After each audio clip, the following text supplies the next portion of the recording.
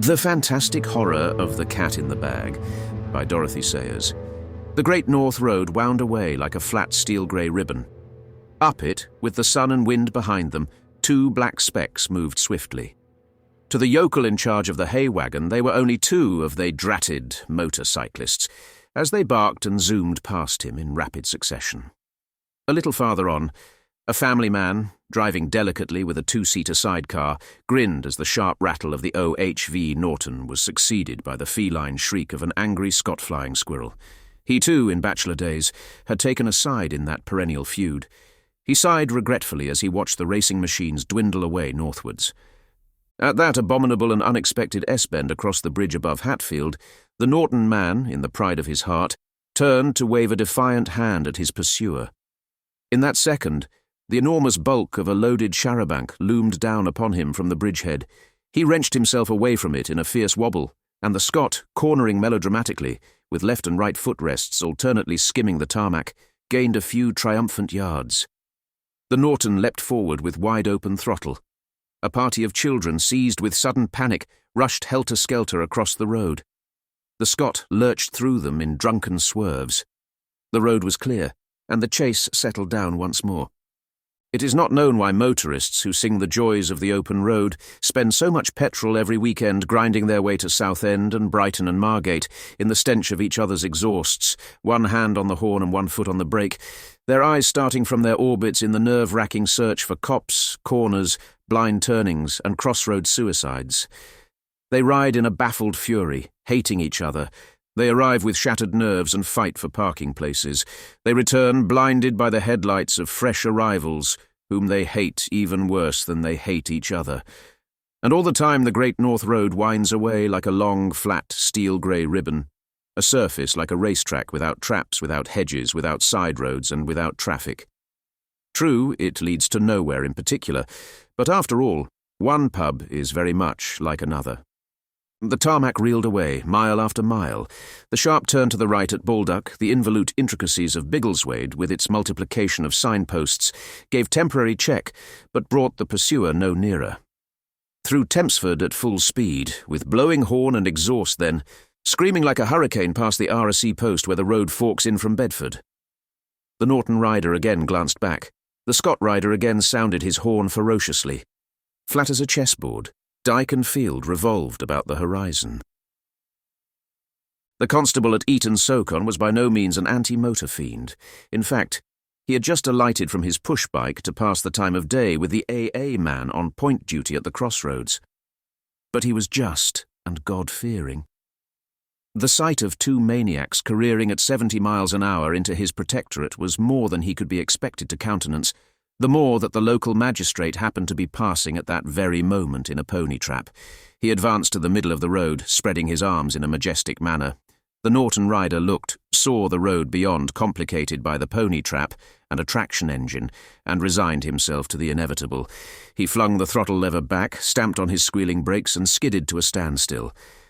The Scot, having had notice, came up mincingly, with a voice like a pleased kitten. "Now then," said the constable in a tone of reproof, "ain't you got no more sense than to come driving into the town at 100 miles an hour? This ain't Brooklands, you know.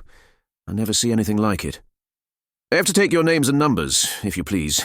You'll bear witness, Mr. Nadgett, as they was doing over 80. The AA man, after a swift glance over the two sets of handlebars to assure himself that the black sheep were not of his flock, said with an air of impartial accuracy, "About 66.5, I should say, if you was to ask me in court." "Look here, you blighter," said the Scot man indignantly to the Norton man. "Why the hell couldn't you stop when you heard me hoot? I've been chasing you with your beastly bag nearly 30 miles. Why can't you look after your own rotten luggage?" He indicated a small stout bag tied with string to his own carrier. "That?" said the Norton man with scorn. "What do you mean? It's not mine. Never saw it in my life." This bare-faced denial threatened to render the Scot rider speechless. "Of all the—" he gasped. "Why, you crimson idiot. I saw it fall off just the other side of Hatfield. I yelled and blew like fury. I suppose that overhead gear of yours makes so much noise you can't hear anything else. I take the trouble to pick the thing up and go after you, and all you do is to race off like a lunatic and run me into a cop. Fat lot of thanks one gets for trying to be decent to fools on the road." "That ain't neither here nor there," said the policeman. "Your licence, please, sir." "Here you are," said the Scotman, ferociously flapping out his pocketbook. "My name's Walters, and it's the last time I'll try to do anybody a good turn. You can lay your shirt." "Walters," said the constable, entering the particulars laboriously in his notebook. "And Simpkins. You'll have your summonses in due course. It'll be for about a week hence, on Monday or thereabouts, I shouldn't wonder." "Another 40 bob gone west," growled Mr. Simpkins, toying with his throttle. "Oh, well, can't be helped, I suppose." 40 bob, snorted the constable. "What do you think? Furious driving to the common danger, that's what it is. You'll be lucky to get off with 5 quid apiece." "Oh, blast!" said the other, stamping furiously on the kickstarter. The engine roared into life, but Mr. Walters dexterously swung his machine across the Norton's path. "Oh, no, you don't," he said viciously. "You jolly well take your bleeding bag and no nonsense, I tell you. I saw it fall off." "Now, no language," began the constable, when he suddenly became aware that the AA man was staring in a very odd manner at the bag and making signs to him. "Ullo," he demanded. "What's the matter with the bleeding bag, did you say? I'd like to have a look at that earbag, sir, if you don't mind." "It's nothing to do with me," said Mr. Walters, handing it over. "I saw it fall off, and—" His voice died away in his throat, and his eyes became fixed upon one corner of the bag, where something damp and horrible was seeping darkly through. "Did you notice this ear corner when you picked it up?" asked the constable. He prodded it gingerly and looked at his fingers. "I don't know, no, not particularly," stammered Walters. "I didn't notice anything. I expect it burst when it hit the road." The constable probed the split seam in silence, and then turned hurriedly round to wave away a couple of young women who had stopped to stare. The AA man peered curiously, and then started back with a sensation of sickness. "Ow, gulp," he gasped. "It's Curly, it's a woman's." "It's not me," screamed Simpkins. "I swear to heaven it's not mine. This man's trying to put it across me." "Me?" gasped Walters. "Me? Why, you filthy murdering brute, I tell you I saw it fall off your carrier. No wonder you blinded off when you saw me coming. Arrest him, constable. Take him away to prison." "Hello, officer," said a voice behind them. "What's all the excitement? You haven't seen a motorcyclist go by with a little bag on his carrier, I suppose?" A big open car, with an unnaturally long bonnet, had slipped up to them, silent as an owl. The whole agitated party with one accord turned upon the driver. "Would this be it, sir?" The motorist pushed off his goggles, disclosing a long, narrow nose and a pair of rather cynical-looking grey eyes. "It looks rather," he began, and then catching sight of the horrid relic protruding from one corner, "In God's name," he inquired, "what's that?" "That's what we'd like to know, sir," said the constable grimly. Said the motorist. "I seem to have chosen an uncommonly suitable moment for inquiring after my bag. Tactless. To say now that it is not my bag is simple, though in no way convincing. As a matter of fact, it is not mine, and I may say that if it had been, I should not have been at any pains to pursue it." The constable scratched his head. "Both these gentlemen," he began. The two cyclists burst into simultaneous and heated disclaimers. By this time, a small crowd had collected, which the AA scout helpfully tried to shoo away. "You'll all have to come with me to the station," said the harassed constable. "Can't stand here holding up the traffic. No tricks now. You wheel them bikes, and I'll come in the car with you, sir." "But supposing I was to let her rip and kidnap you," said the motorist with a grin. "Where'd you be? Here," he added, turning to the AA man. "Can you handle this outfit?" "You bet," said the scout, his eye running lovingly over the long sweep of the exhaust and the rakish lines of the car. "Right. Hop in. Now, officer, you can toddle along with the other suspects and keep an eye on them. Wonderful head I've got for detail.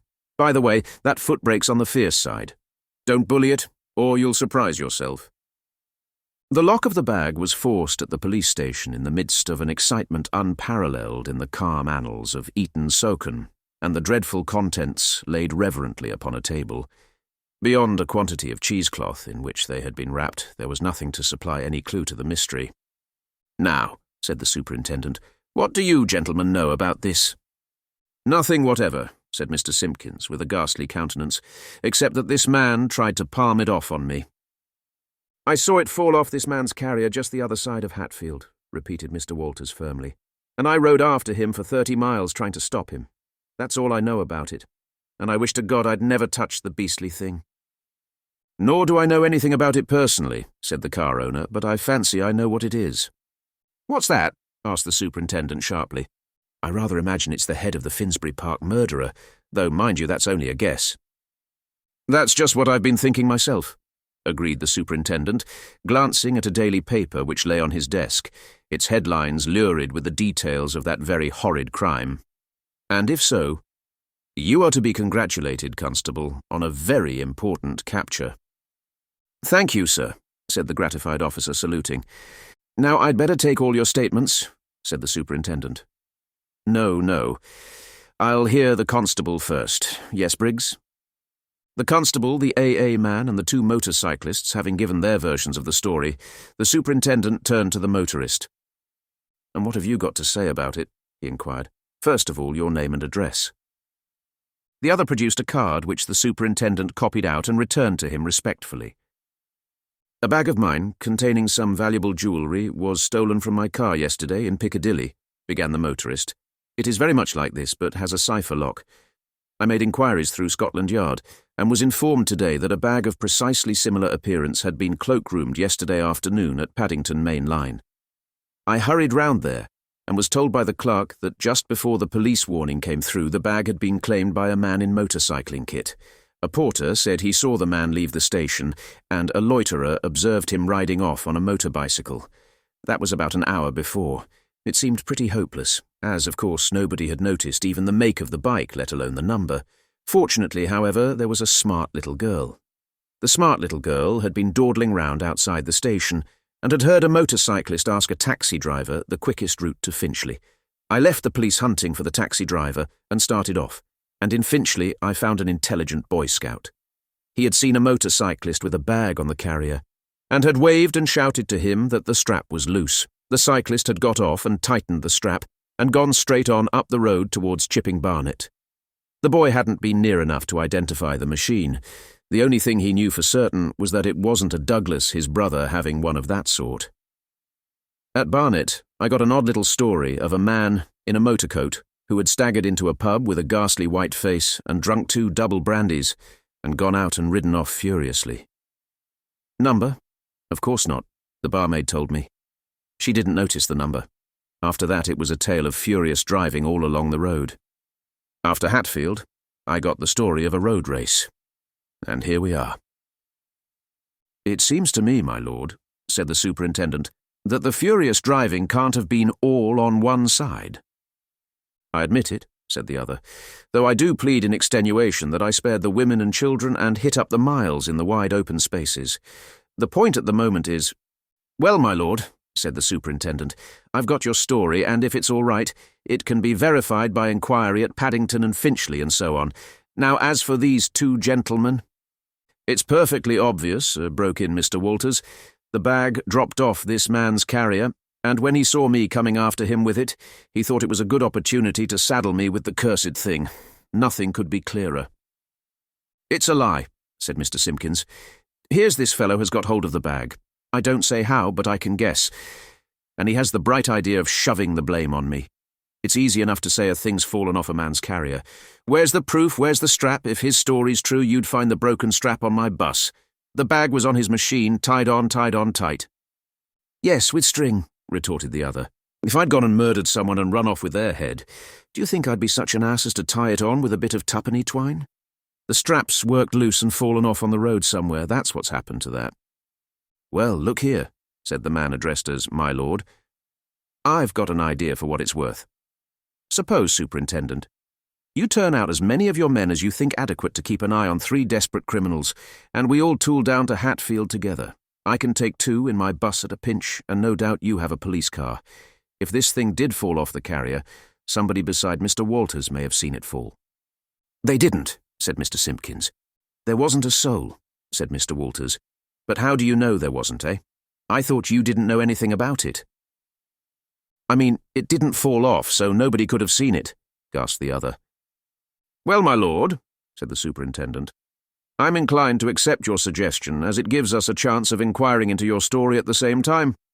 Mind you, I'm not saying I doubt it, you being who you are. I've read about some of your detective work, my lord, and very smart I considered it. But still, it wouldn't be my duty not to get corroborative evidence if possible. Good egg, quite right, said his lordship. Forward the light brigade. We can do it easily that is to say, at the legal rate of progress it needn't take us much over an hour and a half.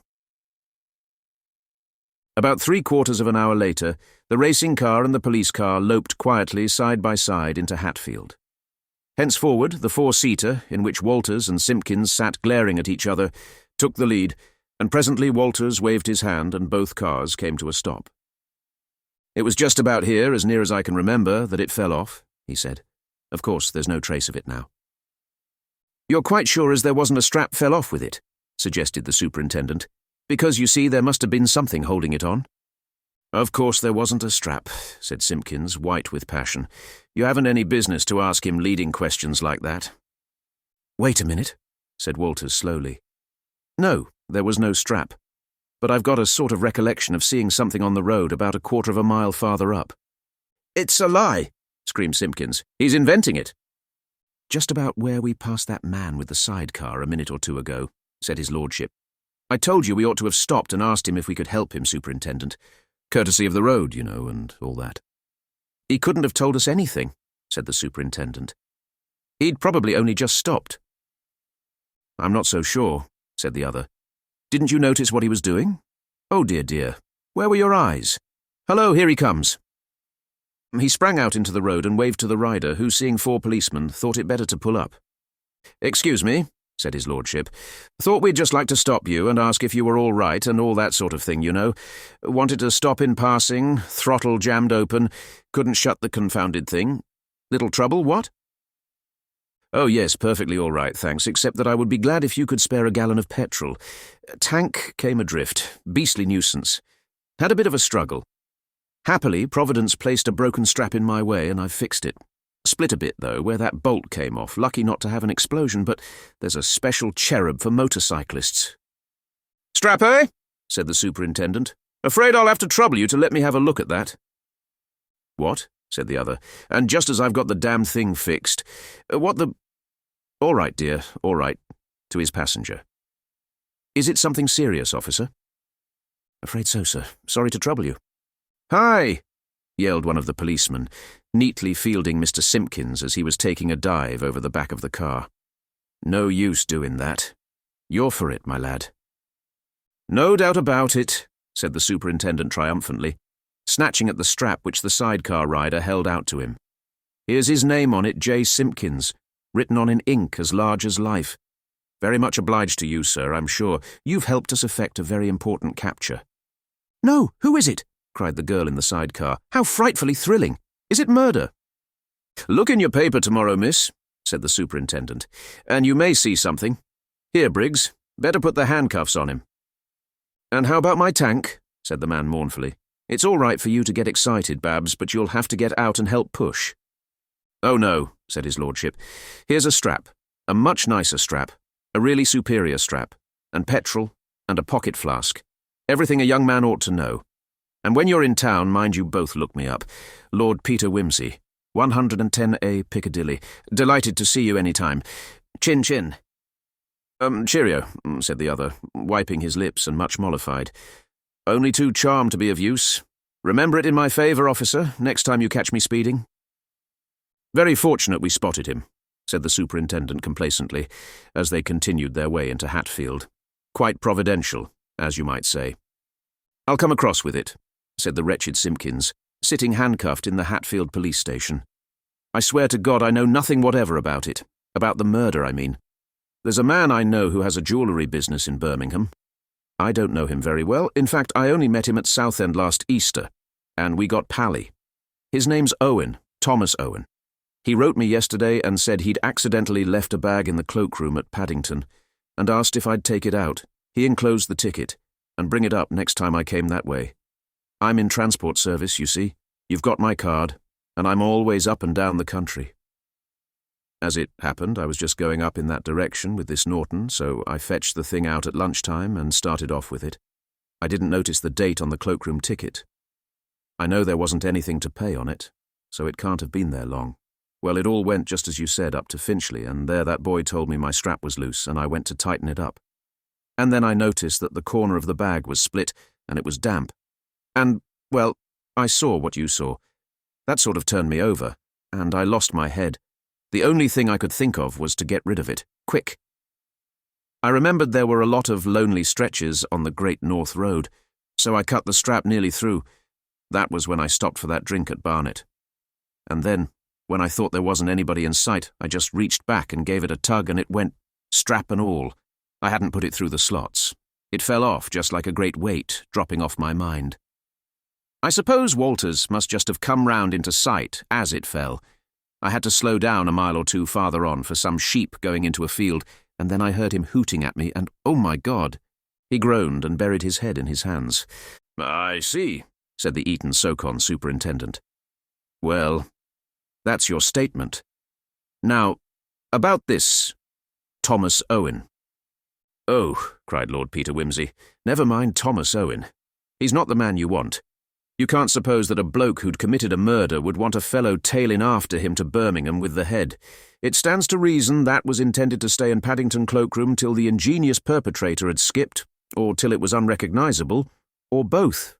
Which, by the way, is where we'll find those family heirlooms of mine, which your engaging friend Mr. Owen lifted out of my car. Now, Mr. Simpkins, just pull yourself together and tell us who was standing next to you at the cloakroom when you took out that bag. Try hard to remember, because this jolly little island is no place for him, and he'll be taking the next boat while we stand talking." "I can't remember," moaned Simpkins. "I didn't notice. My head's all in a whirl." "Never mind, go back. Think quietly. Make a picture of yourself getting off your machine, leaning it up against something." "No, I put it on the stand." "Good, that's the way. Now think. You're taking the cloakroom ticket out of your pocket and going up, trying to attract the man's attention. I couldn't at first. There was an old lady trying to cloakroom a canary and a very bustling man in a hurry with some golf clubs. He was quite rude to a quiet little man with a, by Jove. Yes, a handbag like that one, yes, that's it. The timid man had had it on the counter quite a long time, and the big man pushed him aside. I don't know what happened, quite, because mine was handed out to me just then. The big man pushed his luggage in front of both of us, and I had to reach over it, and I suppose, yes, I must have taken the wrong one. Good God. Do you mean to say that that timid, little, insignificant-looking man was a murderer?" "Lots of 'em like that," put in the Hatfield superintendent. "But what was he like? Come." "He was only about 5'5", and he wore a soft hat and a long, dust-coloured coat. He was very ordinary, with rather weak, prominent eyes, I think, but I'm not sure I should know him again. Oh, wait a minute. I do remember one thing. He had an odd scar, crescent-shaped, under his left eye." "That settles it," said Lord Peter. "I thought as much. Did you recognise the face when we took it out, Superintendent?" "No." "I did. It was Dahlia Dalmyers, the actress, who is supposed to have sailed for America last week, and the short man with the crescent-shaped scar is her husband, Philip Story. Sordid tale and all that. She ruined him, treated him like dirt, and was unfaithful to him. But it looks as though he had had the last word in the argument. And now, I imagine, the law will have the last word with him. Get busy on the wires, Superintendent, and you might ring up the Paddington people and tell them to let me have my bag, before Mr. Thomas Owen tumbles to it that there's been a slight mistake." "Well, anyhow," said Mr. Walters, extending a magnanimous hand to the abashed Mr. Simpkins, "it was a top-hole race, well worth a summons. We must have a return match one of these days." Early the following morning, a little, insignificant-looking man stepped aboard the transatlantic liner Volucria. At the head of the gangway, two men blundered into him. The younger of the two, who carried a small bag, was turning to apologise when a light of recognition flashed across his face. "Why, if it isn't Mr. Story!" he exclaimed loudly. "Where are you off to? I haven't seen you for an age." "I'm afraid," said Philip Story, "I haven't the pleasure." "Cut it out," said the other, laughing. "I'd know that scar of yours anywhere. Going to the States?" "Well, yes," said the other, seeing that his acquaintance's boisterous manner was attracting attention. I beg your pardon. It's Lord Peter Wimsey, isn't it? Yes, I'm joining the wife out there. And how is she? Inquired Wimsey, steering the way into the bar and sitting down at a table. Left last week, didn't she? I saw it in the papers. Yes, she's cabled me to join her. We're, taking a holiday in, the lakes. Very pleasant there in summer. Cabled you, did she? And so here we are on the same boat. Odd how things turn out, what? I only got my sailing orders at the last minute. Chasing criminals. My hobby, you know. Oh, really? Mr. Storey licked his lips. Yes, this is Detective Inspector Parker of Scotland Yard, great pal of mine. Yes. Very unpleasant matter, annoying and all that. Bag that ought to have been reposing peacefully at Paddington turns up at Eton-so-Con.